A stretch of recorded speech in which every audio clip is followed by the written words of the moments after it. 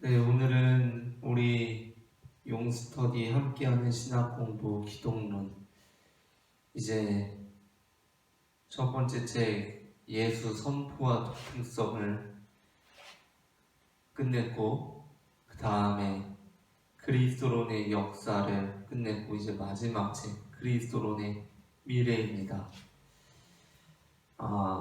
이제 그리스도론의 미래에서는 그리스도론의 역사라고 하면 이제 그리스도론의 어쨌든 역사니까 과거를 보아왔다고 한다면 그리스도론의 미래라고 하면 이제 그리스도론의 앞으로의 상황들을 보게 될 거라고 그렇게 생각이 되는데 어쨌든 우리 교재에서 나오는 것처럼 한 5장 정도까지는 전통적인 그리스도론과 관련된 주제들을 다루게 되고 이제 그 이후부터 이제 현대 사회 속에서 직면하고 있는 그리고 앞으로 우리가 맞이하게 될 어떤 그리스도론에 관련된 어떤 이슈들 그런 주제들을 다루게 될 거라고 그렇게 보여집니다. 그런데 어쨌든 이제 그러한 의미에서 오늘은 우리가 그리스도론을 어떻게 접근하는 어떤 그런 방법들이 있는가 방법론에 대해서 이제 다루고 있습니다. 첫 번째 장은 그리스도론의 방법론.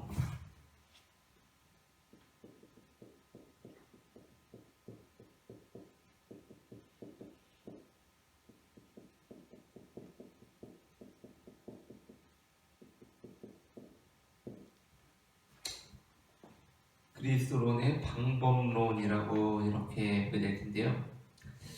이제 방법론이라는 게 뭐냐? 그러니까 그리스도론을 우리 이제 교재에서도 그렇게 이야기는 합니다. 무슨 얘기를 하냐면 어떤 그리스도론의 방법론을 이야기하는 것 자체가 상당히 어려운 부분이 있다라는 거예요. 왜냐하면 그리스도론이 어떤 방법론적인 면에서 다룰 수가 있는 게 아니기 때문에 그리스도론의 방법론을 얘기하는 것 자체가 참 어렵지만 어떠한 의미로 얘기해야 될까요? 그리스도론의 여기서 방법론이라고 한다는 것은 우리 한 사람 한 사람이 나는 어떠한 방식으로 예수 그리스도를 바라보고 있는가 그런 어떤 관점이라고 이해를 해도 될 것 같아요.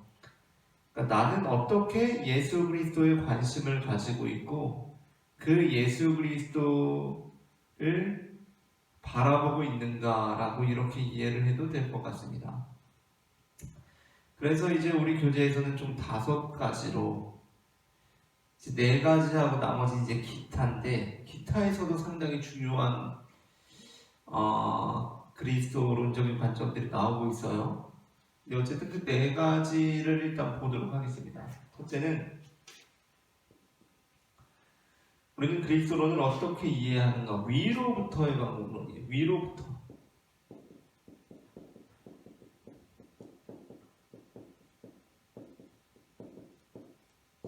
위로부터의 방법론이 있고 둘째는 아래로부터의 방법론이 있습니다.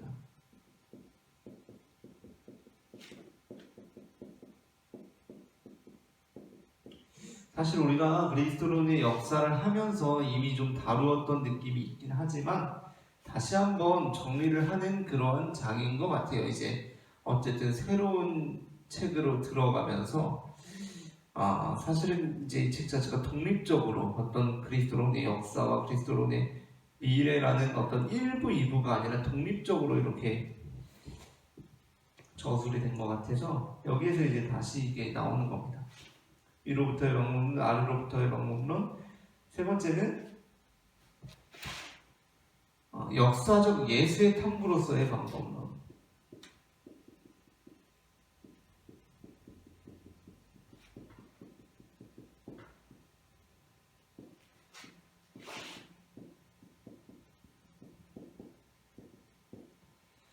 역사적 예수의 탐구로서의 방법론. 그리고 네 번째가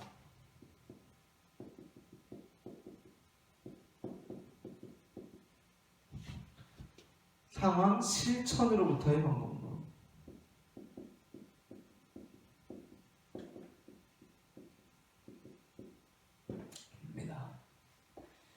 일단 우리가 가장 익숙하고 아마 대부분의 그리스도인분들이 가장 익숙하고 가장 선호하는 방법론이 바로 위로부터의 방법론일 거예요. 위로부터의 방법론이라는 것은 무엇이냐면 그러니까 위입니다. 위. 뭐죠? 위는 어쨌든 신의 영역이잖아요. 그렇죠? 그러니까 신성으로부터 출발하는 겁니다. 신성으로부터 출발하는 겁니다. 신성으로부터 출발한다는 것은 무엇이냐면 그러니까 이거예요. 뭐냐면 예수님이 하나님이시잖아요. 그렇죠? 예수님이 하나님이시다. 우리가 그리스도론에 대해서 하고 있는데 예수 그리스도가 하나님이다. 이런 건 당연하게 생각하는 겁니다. 예수님은 당연히 하나님이에요. 예수님은 당연히 하나님. 예수님은 당연히 하나님이시다. 라는 거예요.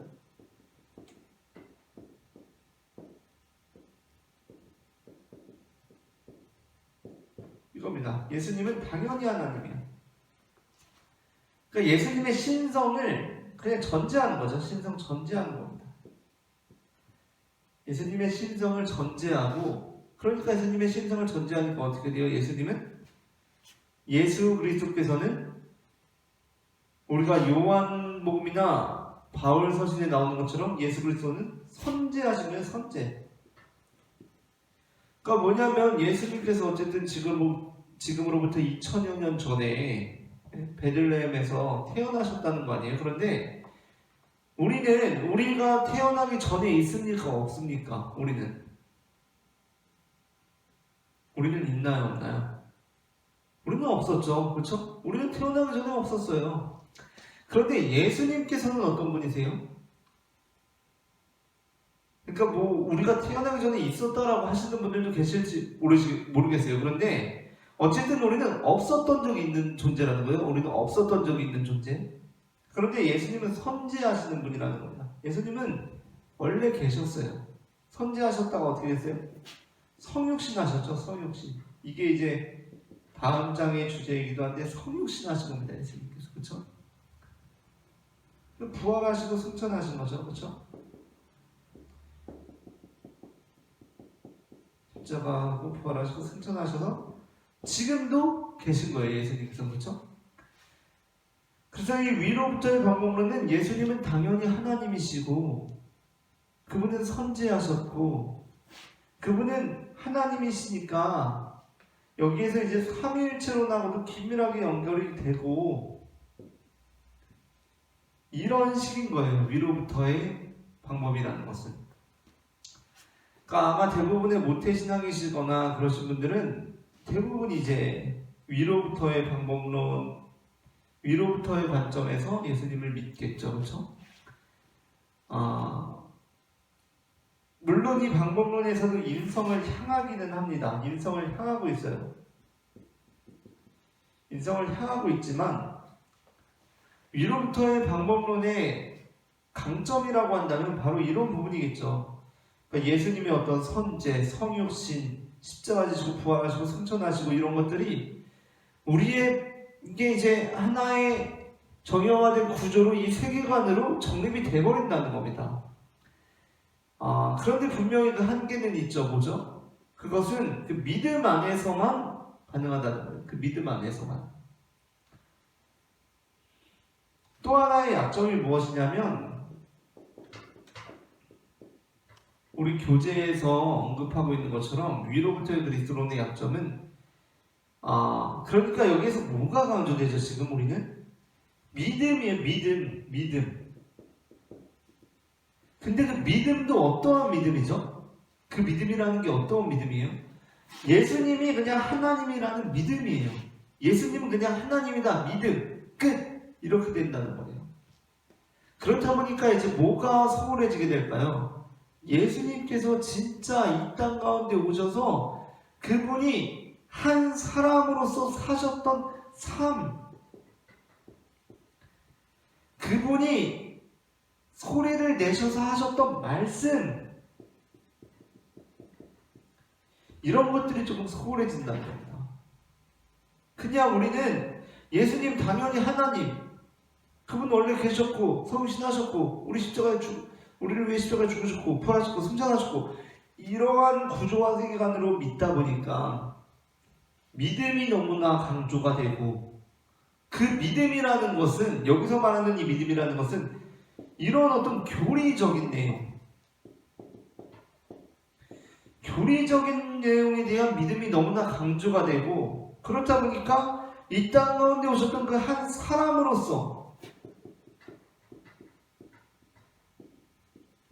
사람으로서의 예수에는 그분이 하셨던 말씀 삶에는 조금 소홀해지는 그런 경향이 있다라는 겁니다. 그럼 이제 아래로부터의 방법론은 뭘까요? 당연히 위로부터의 방법론하고는 정반대겠죠. 주로 이제 위로부터의 방법론은 굉장히 전통적인 입장에서 지지를 받아왔던 그러한 방법론이라면 아래로부터의 방법론은 보통의 한국 교인들에게는 굉장히 낯설고 심지어 이단처럼 여겨지는 그러한 방법론입니다. 정반대예요. 인성으로부터 여기서 중요한 것은 신성을 향하긴 합니다. 신성을 향하긴 해요. 그러나 아래로부터의 방법론은 위로부터의 방법론보다 조금 복잡해서 우리 교재에서도 이 아래로부터의 방법론에서 인성으로부터 출발해서 신성으로 향하는 경우가 딱 떨어지게 이런 경우가 만족스럽게 제시되고 있지는 않은 것 같아요. 그러니까 뭐 이 책의 잘못이라기보다 이 아래로부터의 방법론 자체가 그렇게 제시하기가 어려운 면이 있다는 거죠. 그래서 인성으로부터 신성으로 향하는데 이거는 이제 보통 자유주의적인 입장입니다. 그래서 우리 교재에 보게 되면 틸리라는 사람도 나오고 판넨베르크라는 사람도 나오고 그리고 여기에 이러한 사람들이 나오게 돼요.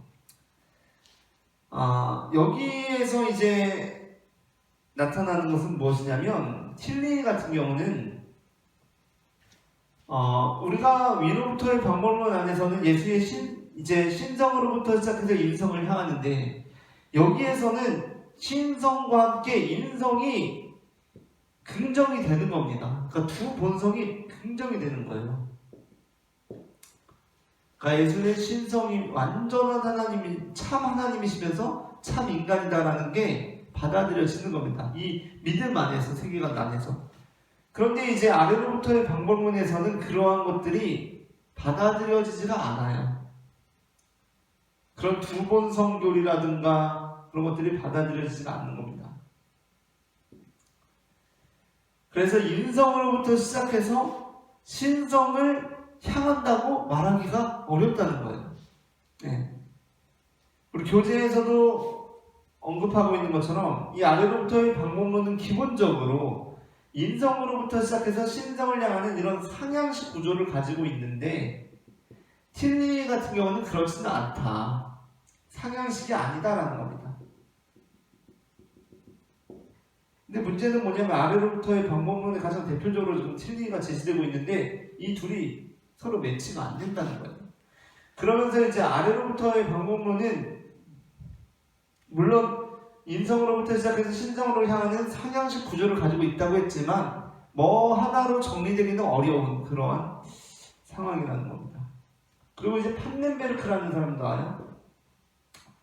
판넨베르크라는 사람은 어떠냐? 아래로부터의 방법론을 이제 자기가 스스로 나는 아래로부터의 방법론을 한다라고 이렇게 이야기를 하고 있습니다. 그런데 판넨베르크 같은 사람은 어떻게 되는 거냐면 이 학자는 원래 아래로부터의 방법론은 신성이 전제가 되지 않는 거거든요. 원래는. 그런데 판넨베르크는 이미 신성이 전제가 되어 있어요. 그러니까 판넨베르크는 굉장히 믿음이 좋은 사람입니다. 좋은 사람인데 나는 완전히 진짜 하나님을 믿고 예수님이 진짜 하나님이라고 믿는데 보니까 믿음이 없는 사람들이 있네. 이 믿음이 없는 사람들한테는 내가 가지고 있는 이 위로부터의 방법론으로는 아무리 설명을 해줘도 믿질 않을 거 아니에요. 왜? 이 믿음에 박혀 있기 때문에. 그래서 그 사람들에게 설명하기 위해서 나는 아래로부터의 방법론으로 가는 사람입니다. 그러니까 사실 판넨베르크는 신성이 전제가 돼 있어요. 그렇다 보니까 또 전형적인 아래로부터의 방법론이라고 볼 수는 없다 라는 겁니다.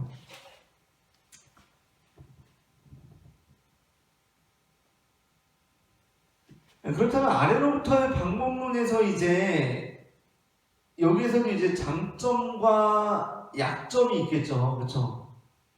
장점이라고 할 만한 건 뭐가 있을까요? 장점이라고 할 만한 건 당연히 예수님의 인성에 초점을 두다 보니까 예수님의 이제 저랑 정반대인 겁니다. 예수님의 삶과 말씀에 관심을 두겠죠. 그렇죠? 바로 그거에 관심을 두는 겁니다. 이 땅에 오셔서 예수님, 인간 예수가 했던 것들에 굉장히 관심을 보인다는 거예요. 그러나 약점은 또 뭘까요? 약점은 이제 우리가 위로부터의 방법론에서 얘기하고 있는 예수의 신성, 예수님의 신성, 예수의 하나님됨에 대해서 상당히 의문이 가는 부분들이 많이 있다는 겁니다.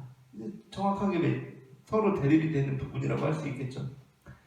이제 셋째는 역사적 예수의 탐구로서의 방법론이 있어요.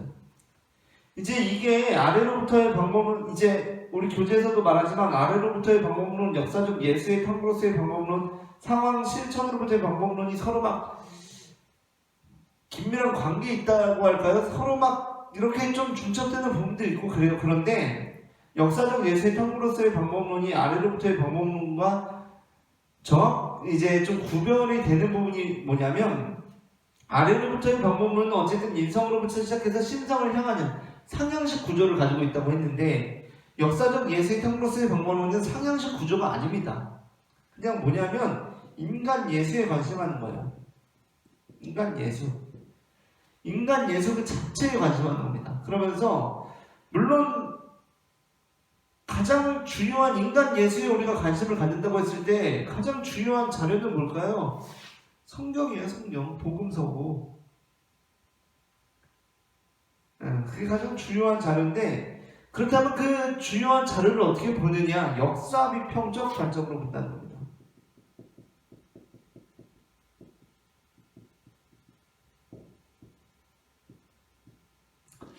역사 비평학적 관점에서 본다는 게 무슨 얘기냐면 그러니까 그 복음서를 읽을 때 이것이 과연 현실적으로 가능한가를 질문하면서 본다는 거예요. 예수님께서 기적을 일으키셨어요. 그 기적이 가능합니까? 현실적으로? 그건 기적이죠. 그죠? 불가능하다는 거예요. 그러면 그것은 사실이 아니라고 읽는 겁니다. 네. 물론 이제 역사적 예수의 탐구로서의 방법론에서는 그 사실 자체가 중요한 건 아니에요. 여기에서는 이제 그것이 그렇게 기록이 된 이유와 동기와 그러한 의미에서 그것의 상징과 은유에 더 관심을 갖기는 합니다. 어쨌든 그러한 역사 비평학적 관점에서 인간 예수에 관심을 두고 읽는다는 거예요. 여기에서는 두 가지 가능성이 나타난다라고 말하고 있어요. 첫 번째, 예수를 이렇게 역사적 그냥 인간 예수로서 보다 보니까 크게는 두 가지입니다. 물론 다른 가능성이 또 있을 수도 있어요. 그런데 하나는 예수를 그냥 뛰어난 인물로 보는 겁니다. 예수님이 진짜 뛰어난 인물이었구나. 여기서 중요한 건 뭐죠? 인물, 사람. 그냥 진짜 위대했던 어떤 한 사람이셨구나라고 이해하는 거예요. 여기에 대해서 이제 우리 책에서는 이거는 우리가 그리스도론으로 받아들이기가 상당히 어렵다라고 이야기를 하고 있는 부분이에요. 그리고 두 번째, 이런 입장이 사실 지금의 예수 세미나의 입장입니다. 예수 세미나의 입장 거고, 두 번째는 역사적 예수의 탐구로서의 방법론, 인간 예수의 초점을 맞춰서 보지만, 역사 비평학적 관점에서 성경을 보지만 어쨌든 예수의 메시아성을 인정하는 거예요. 그러니까 인간 예수의 초점을 맞춰서 예수님을 봤는데 보고 나니까 어떻다는 거예요? 아, 진짜 예수님이 하나님이시구나, 그리스도구나 라고 인정을 하게 되는 부분이라는 겁니다. 이 부분에 대해서는 긍정을 하고 있죠. 마지막 네 번째, 상황 실천으로부터의 방법론. 이 방법론이라는 건 무엇이냐면 여기서 이제 실천이 굉장히 중요해요. 실천.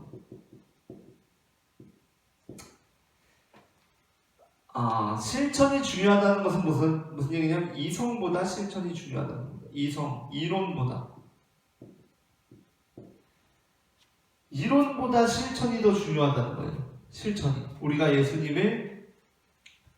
예수 그리스도를 이해하는 데 있어서 실천이 더 중요하다는 거예요. 그러니까 이게 좀 이제 저는 좀 이해하기가 어렵더라고요. 실천이 대체 더 중요하다는 게 뭐냐. 우리가 대체 예수님을 어떻게 이해하고 실천을 해야 될 텐데 그냥 무턱대고 어떤 실천을 한다는 게 무슨 의미지? 라는 게 조금 이해하기가 좀 어려운 부분이 있는데 대표적으로는 어떤 우리가 계속해서 다뤘던 어떤 해방신학, 대표적으로 상황신학 이런 것들이 있을 수 있겠죠. 그렇죠? 근데 어쨌든 실천이 중요하다는 것이고, 그래서 어쨌든 이 네 번째 관점에서도 우리가 배워야 될 부분일까요? 강점이 있습니다. 뭐냐면 특별히 제자도가 강조된다는 거예요. 제자도, 따름. 여기서는 뭐였어요? 믿음이 중요하다고 했죠. 믿음으로 완성되는 어떤 기독교 세계관이라고 한다면 여기서는 따름이 강조된다는 겁니다. 따름.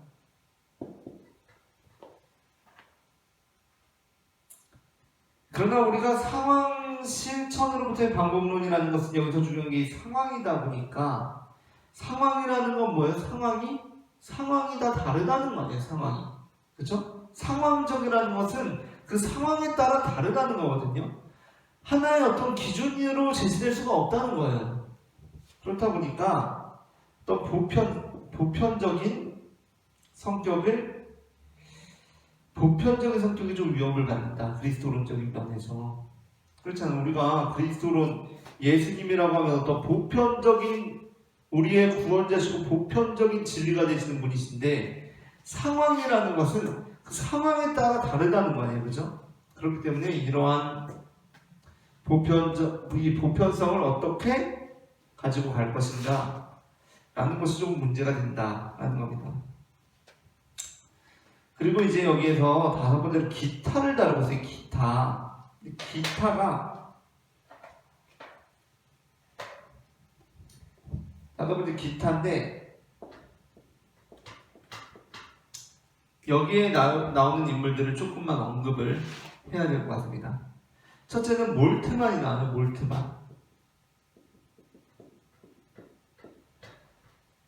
몰트만은 어떠한 관점이냐? 몰트만은 미래적인 관점입니다. 그러니까 위로부터의 방법론도 아니고 아래로부터의 방법론도 아니고 앞으로부터의 방법론이다 라고 이렇게 이야기를 하고 있어요.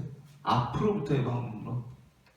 미래적인 관점에서 그리스도를 보는 관점이라고 할 수 있겠고, 다음 이제 불트만이 나옵니다.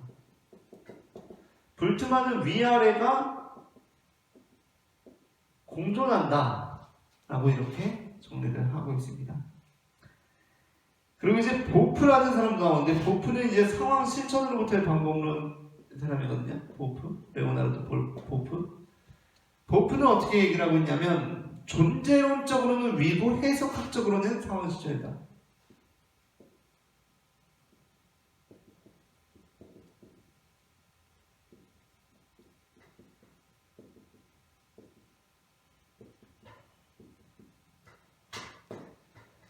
이렇게 이야기를 하고 있습니다. 그렇다면 이제 우리가 한번 생각해봐요. 나는 대체 어떤 관점에서 예수 그리스도를 믿고 있지? 나는 어떤 관점에서 예수 그리스도를 바라보고 있지? 라는 생각해봐야 됩니다.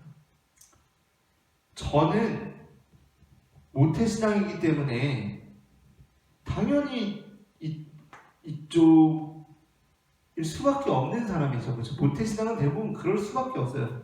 왜냐하면 그 믿음이 어린 시절부터 이렇게 믿음이 이렇게 주어지기 때문에, 물론 뭐 모태신앙을 가서 다 믿는 건 아니지만 어쨌든 그 자연스럽게 그냥 예수님이 당연히 하나님이지 이렇게 되는 상황 속에서, 그런데 이제 시간이 지나다 보니까 그렇다면 내가 예수님을 어떻게 이해해야 할까라는 점에서 굉장히 판넨베르크하고 유사한 길로 가기도 했었던 것 같아요. 그러니까 나는 당연히 예수님이 하나님이라는 것을 믿지만 이 내가 믿는 믿음 밖에 있는 사람이 이 복음을 받아들일 때는 상당히 다를 수가 있겠다. 그렇기 때문에 이 사람에게 복음을 전할 때에는 마치 믿음이 없는 것처럼 예수님이 하나님이 아니라는 것을 전제로 하고, 그러나 그럼에도 불구하고 그분이 하나님이라는 것을 가리키는 방향으로 그렇게 이해를 해봐야겠다라고 나아갔던